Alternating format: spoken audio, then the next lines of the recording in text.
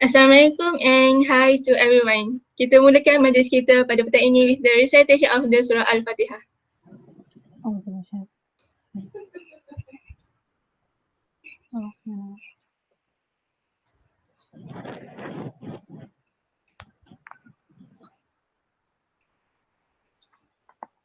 Saya mempersilakan tetamu kita yang pertama iaitu Sister Halimah untuk memperkenalkan diri secara ringkas. Assalamualaikum warahmatullahi wabarakatuh. Saya Halimah.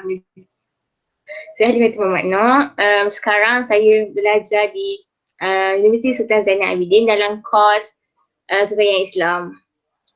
Okey. Terima kasih saudari. Kita teruskan pula sesi perkenalan kita bersama Sister Firwazah. Silakan saudari. Okay, hai, Assalamualaikum. Nama saya Nurul Farwizah Zainuddin, boleh panggil Farwizah. Saya mentek di Universiti Sains Islam Malaysia USIM dalam jurusan Ijazah Sarjana Muda Pentadbiran Muamalat. Terima kasih. Alhamdulillah. So, let's continue with our main discussion, Islamophobia. For me, Islamophobia is the fear of prejudice against the religion of Islam or Muslim. So, Sister Halimah, apa pendapat anda tentang Islamophobia ini? Maksud Sister Intan gambar ni kan, apa yang berlaku di gambar ni kan? Iya, Sister. Okay. Pendapat saya apa yang berlaku sangat tidak berasas.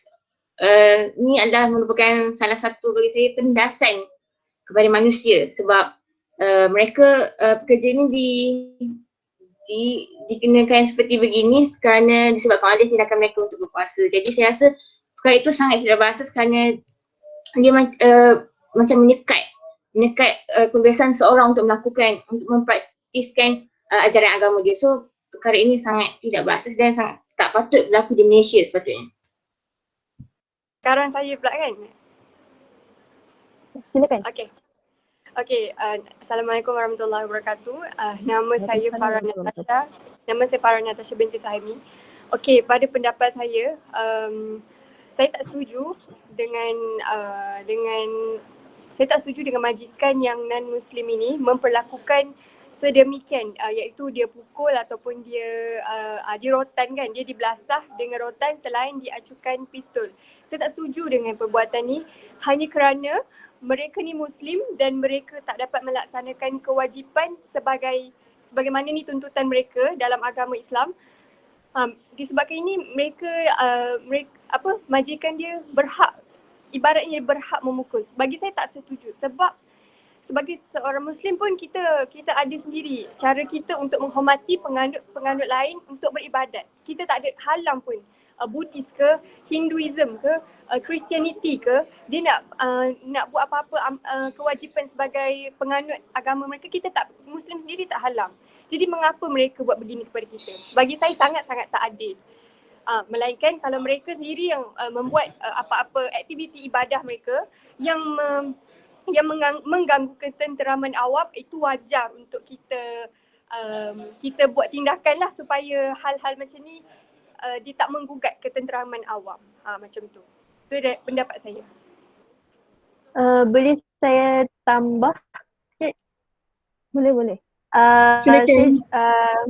Saya juga bersetuju dengan Sis Intan, Sis Halimah dan juga Sis Farah yang tindakan majikan adalah satu dengan memukul disebabkan kerja mereka ingin berpuasa adalah satu tindakan yang tidak sewajarnya dan juga perbuatan yang tidak memoral.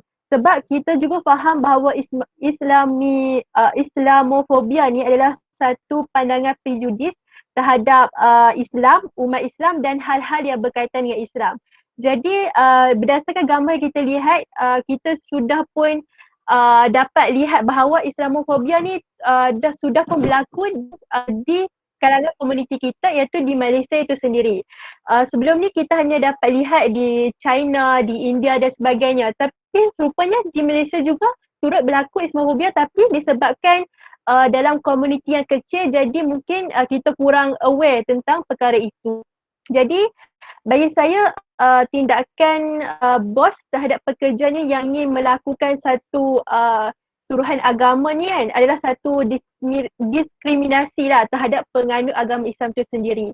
Jadi pendapat saya tindakan bos yang yang mencederakan pekerja mereka sendiri haruslah diambilkan tindakan setimpal dengan tindakan yang dilakukan kerana ia melibatkan hal agama kan. Tak kiralah kita ni sebagai Muslim ke sebagai Kristian sekalipun, kita mestilah menghormati agama, tak kira agama apa sekalipun. Itu berdasarkan pendapat saya.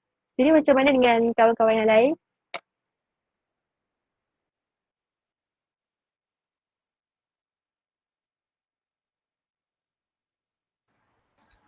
Okay, sekarang saya persilakan saudari Firwazah to share their opinion about this. Maafkan saya, Firwazah.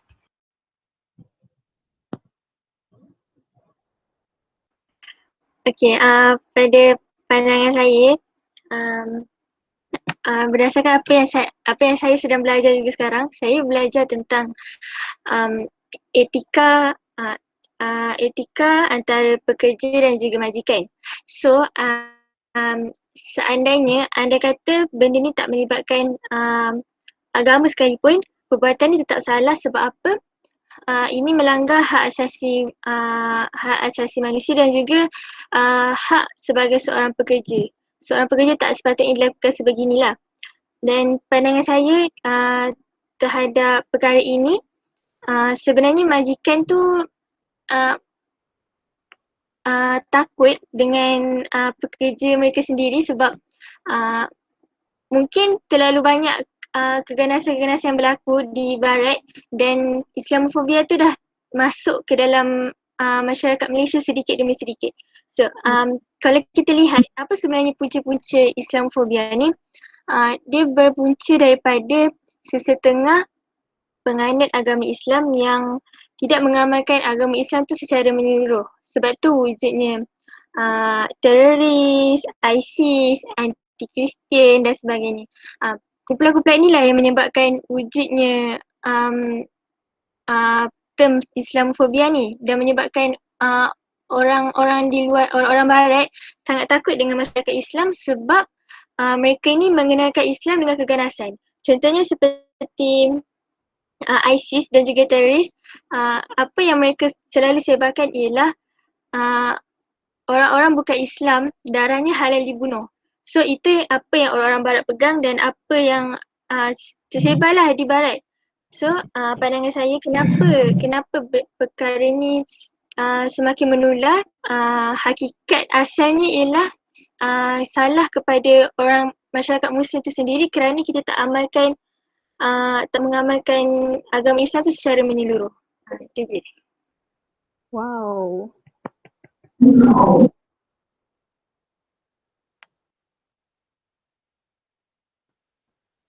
Boleh saya bagi pendapat?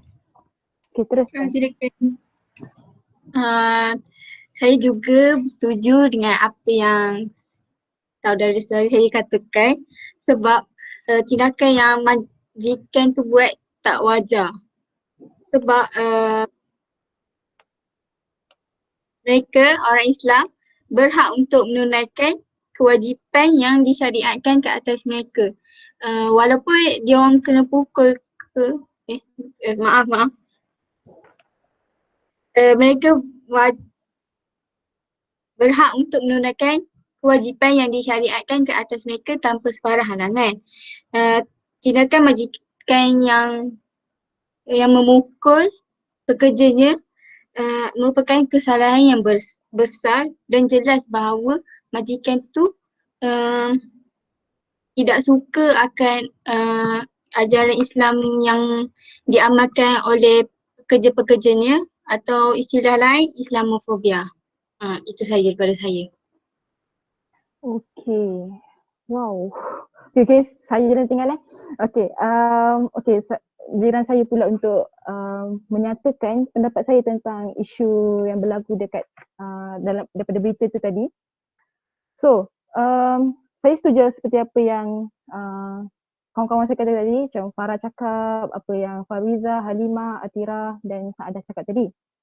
Jadi ini adalah antara simptom Islamofobia yang jelas berlaku dekat dalam negara kita. So, kita boleh tengok the employer misuse the power that he has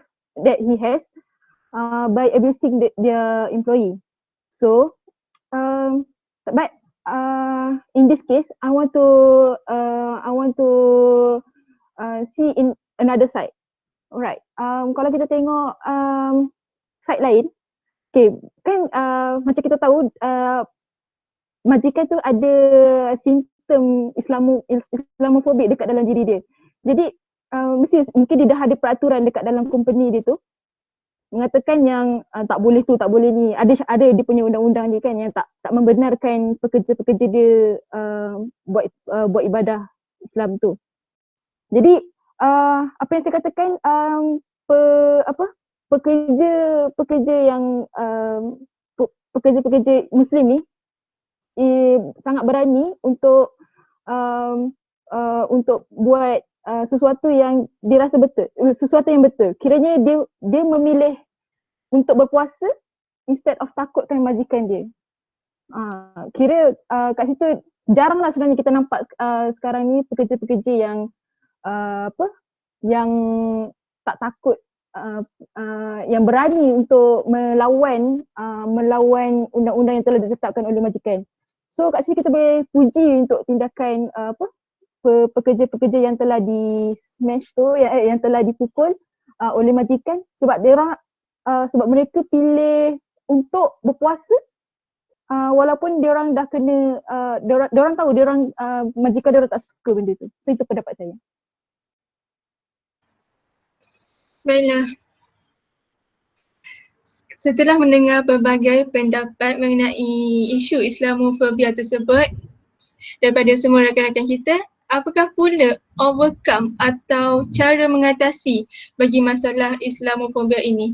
Silakan mana-mana saudari untuk memberikan pendapat.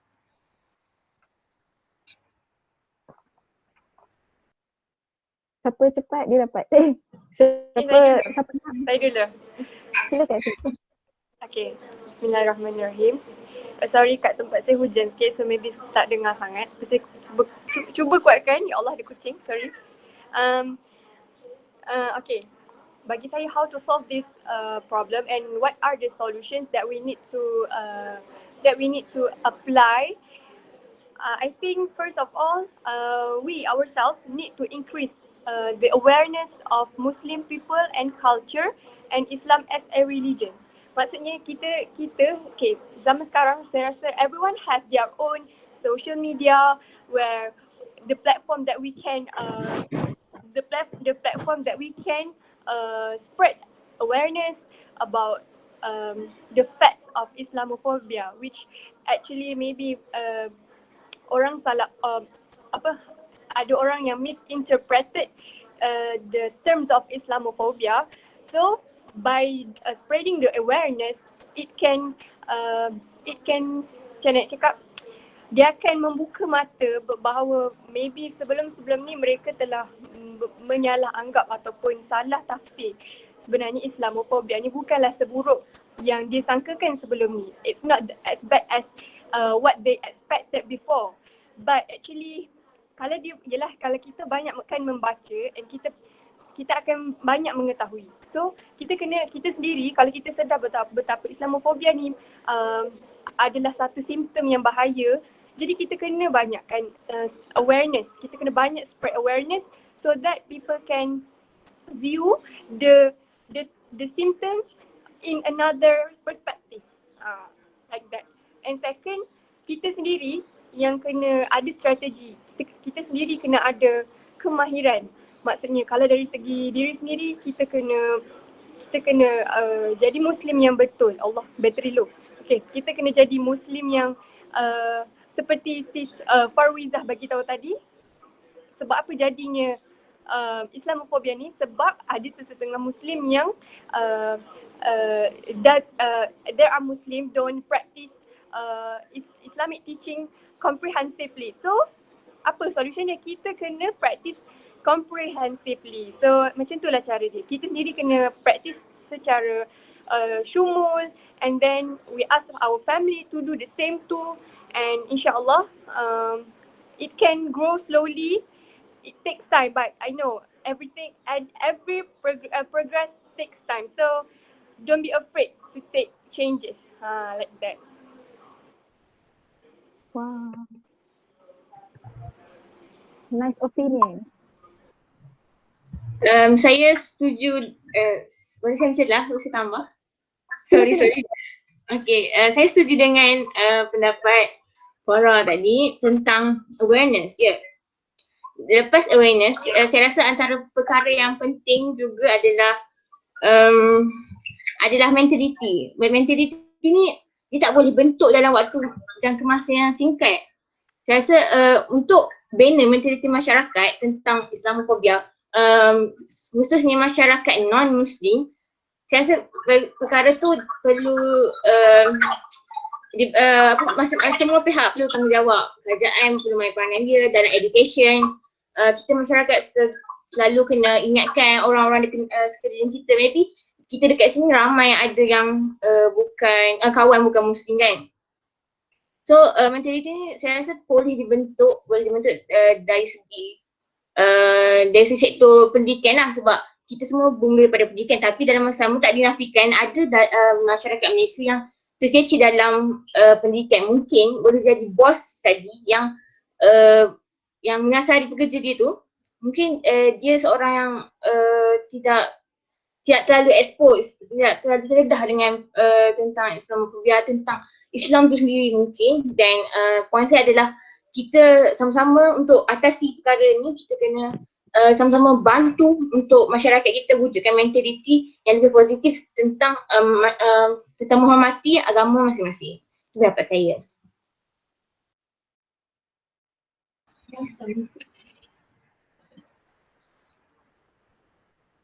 Benar, hebat sekali Sister Halimah. Ada lagi pendapat daripada mana-mana rakan kita? Ada ke?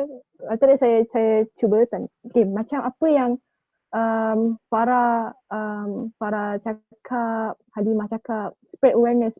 Okay, betul, saya setuju dengan apa yang mereka katakan, yang apa ni, sebabkan kita sebagai, saya bukan nak bagi alasan, saya nak cakap kita bukan tak all out.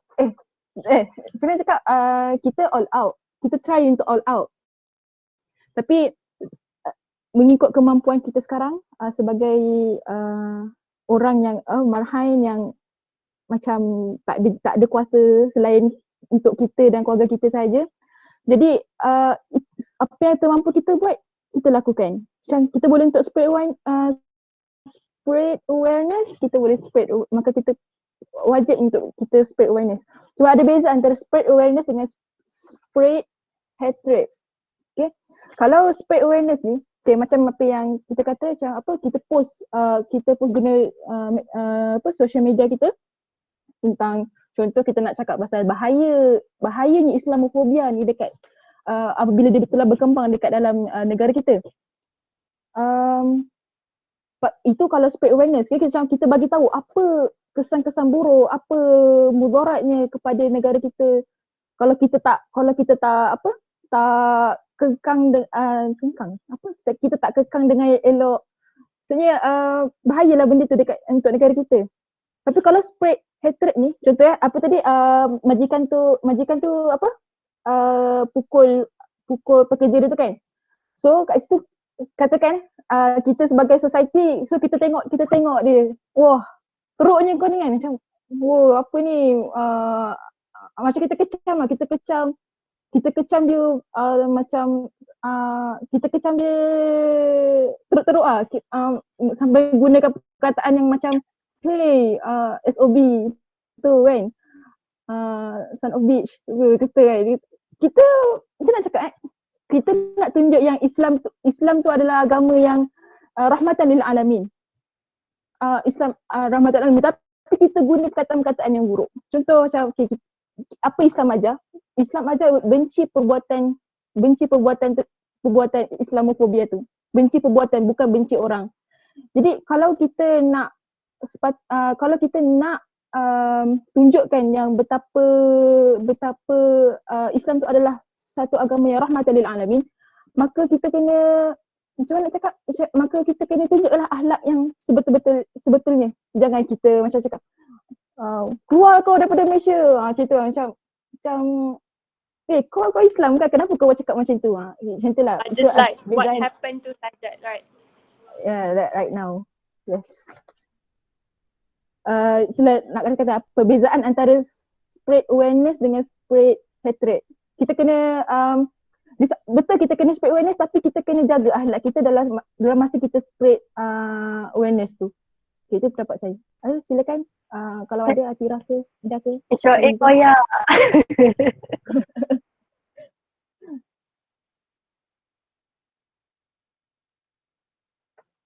Ija ada nak tambah? Solution. Teori yang tadi terkeluar sekejap. Labat. Okay, akhirnya apa-apa pun lah pada pandangan saya, semua ni apa yang perlu kita ubah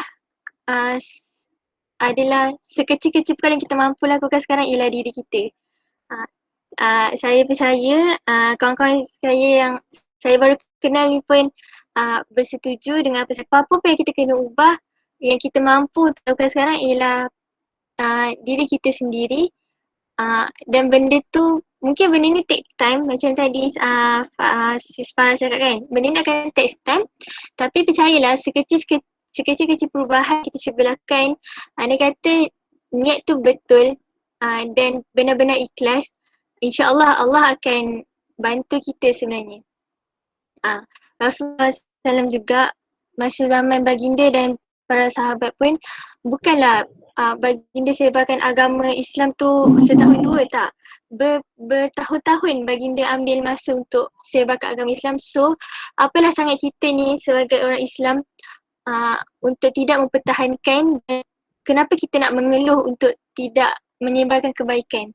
Islam tu agama yang sangat sempurna, penuh dengan kelembutan. Jadi untuk kita yang memang sebenarnya kita dilahirkan dalam agama Islam. Jadinya dan saya nak berpesan untuk diri saya dan juga saudara-saudari, ke rakan-rakan saya, mungkin sekarang terlalu banyak perkara yang berlaku di sekeliling kita, bukan saja Islamofobia, mungkin dengan kes COVID ni, dengan apa yang berlaku dekat saudara-saudara kita kat Gaza, dengan kita terpaksa menghadapi kelas online yang kita pun tak dapat jumpa kawan-kawan kita secara fizikal kan. Benda ni memang sedikit sebanyak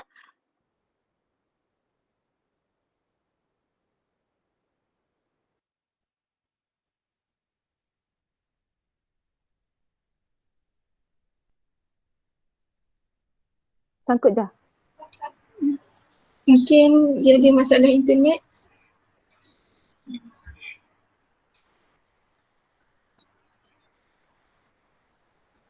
Sekejap Okey. Tidak mengapa. Ada sesiapa lagi ingin menambah?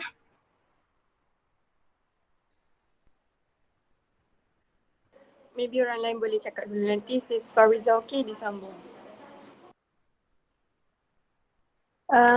Saya nak tambah sikit pasal antara solutionnya, macam salah satunya semuanya start daripada diri kita sendiri kan. Macam kita kena menghormati agama lain. Mungkin kita tak mampu nak memahami agama lain sebab kita pun tak berada dalam situasi mereka. Macam kalau agama Islam berpuasa apa semua, agama Hindu macam ni, Buddha macam ni kan. Jadi kalau untuk kita memahami agama mereka tu memang agak sukar. Jadi antara solutionnya yang kita boleh buat macam sekecil perkara kan, macam menghormati agama lain kan. Macam menghormati, kalau dan ambil tahu tu pun penting juga. At least kalau macam kita nampak pelik sikit, tak adalah macam kaca shock orang kata macam apa benda dia ni macam tu. Yang penting ada sifat hormati itulah. So boleh ke Rizah boleh sambung? Tadi sampai mana? Sedikit sebanyak. Ah, Sedikit apa? sebanyak. Sampai dekat online Okay, class. minta maaf.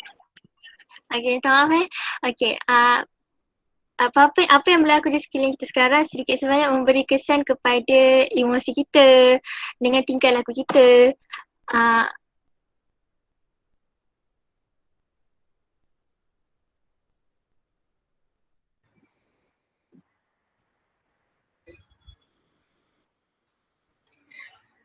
Nampaknya begitu teruk masalah lain Sister Farizah ya. Ada sesiapa lagi ingin berkongsi? boleh saya? Silakan Silakan. Sister Farizah. Solution untuk selesaikan masalah ni, saya rasa kita sebagai orang Islam, kita kena tunjuk contoh yang baik kepada semua orang, non-Muslim ke Muslim, dan applykan Islam tu dengan cara yang betul, cara yang menyeluruh, bukannya yang separuh-separuh. Lepas tu kita sebab apa? Sebab kita nak tunjukkan yang sebenarnya Islam ni adin yang paling sempurna untuk kita amalkan dan kita tunjukkan kepada orang lain. Kalau kita macam contohlah, kita nak tegur orang pasal pakaian dia, apa kesalahan dia buat, kita kena tegur cara yang betul, bukannya cara yang weh kau ni tudung sengket, baik ke tanggal je, tak boleh macam tu. Kalau kita nak suruh dia berubah, kalau kita nak suruh dia tukar cara dia dengan cara dia yang salah, kita kena tegur cara baik, tunjukkan apa yang patut kita buat. Itu je daripada saya.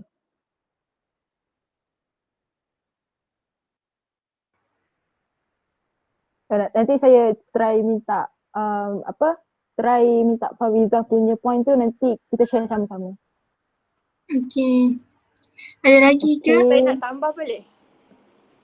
Silakan. Saudara. Betul lah, saya nak tambah yang part siapa tadi Maisarah cakap yang saya kan ada mention yang pasal sajad tu. Okay, bagi saya lah, saya pernah cakap juga pada korang yang pernah dengar lah. Pada saya, kenapa sajad dia decide to convert to Christianity, bukanlah sebab, bagi saya bukanlah salah dia 100%. Okay, disebabkan kita hidup di zaman media sosial which everyone has the platform. Tapi memandangkan sajad ni dia popular, ada 1 juta follower dan setiap aktiviti dia akan upload. Jadi semua benda ni dia trigger netizen untuk judge, which most of the netizens are Muslims. We are Muslims. But saya it's a bit shameful lah sebab we as Muslim we didn't show our purity of Islam itself. Kita bukanlah kita, tapi adalah Muslim yang judge dekat bagi komen, bagi teruk komen. Contohnya kan banyak kan, kalau lah ada lagi post sajad tu kan banyak gila orang cakap pasal sajad. Kau layak kau banyaklah, tak ingat dah nak cakap apa dia punya komen, tapi banyaklah kritik lah, dia punya kritik yang sangat teruk, dan benda tu sendiri yang mendorong kepada sajad untuk berubah. Ni ke yang Nabi ajar kita? Ni ke cara cara untuk kita tegur orang? Macam ni ke? Bagi saya salah, kita sendiri yang mendorong dia untuk membunuh diri sedangkan dia perlukan sokongan. Di mana tugas kita sedangkan kita salah buat, maksudnya kita salah dalam memberi sokongan, malah kita memberi dorongan untuk dia convert pula. Kat mana kita, macam mana kita nak jawab nanti seandainya kita dipersoal mengapa jadi begitu. Macam itulah. So kita sendiri kena check balik kat mana silap kita. Bukanlah salah 100% si sajad tu nak convert, tapi salah lidah kita sendiri lah, salah tangan kita sendiri yang menaik bukan-bukan. Macam itulah. Mai pula left, kenapa? Itu je lah. Okey, ada lagi ke pendapat daripada kawan-kawan? Sudah dah.